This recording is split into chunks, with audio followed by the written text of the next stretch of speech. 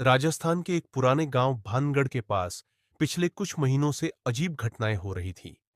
लोग अचानक लापता हो रहे थे, जैसे रात में बाहर निकले और फिर कभी लौटकर न आए। गांव वाले कहते, ये पिशाच का काम है।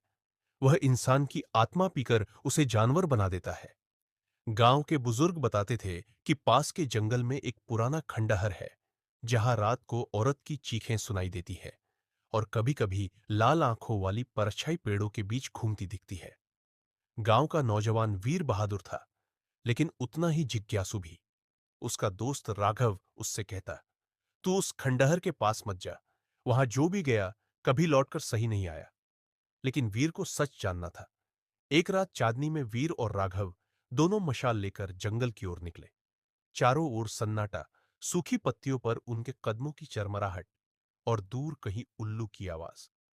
खंडहर पहुंचकर उन्होंने देखा, दीवारों पर पुराने मंत्र खुदे हुए थे और बीच में एक टूटी हुई मूर्ति रखी थी।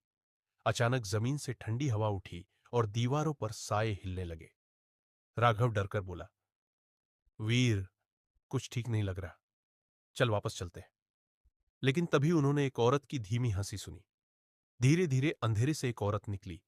लंबा सफेद लिबास, उलझे बाल और आंखें बिल्कुल लाल जैसे जलते अंगारे। वह औरत पास आकर बोली, तुम इंसान कभी नहीं सुधरोगे। हमेशा रहस्यों में झांकते हो। अब तुम्हें अपनी जिज्ञासा की कीमत चुकानी होगी।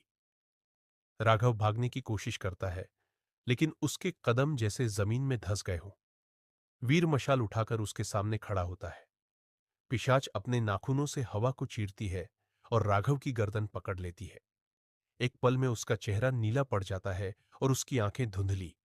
वह धीरे धीरे इंसान से जानवर में बदलने लगता है।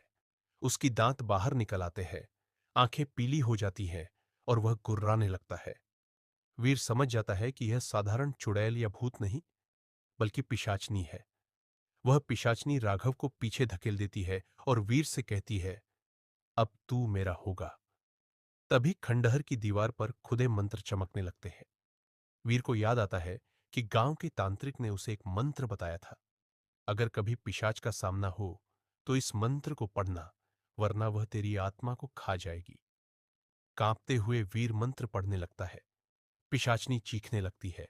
उसकी आंखें और ज्यादा लाल हो जाती हैं। पूरा खंडहर हिलने लगता है। राघव अब आधा इंसान, आधा जानवर बन चुका था।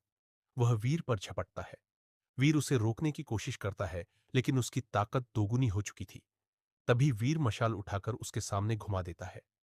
आग देखते ही राघव पीछे हट जाता है, जिससे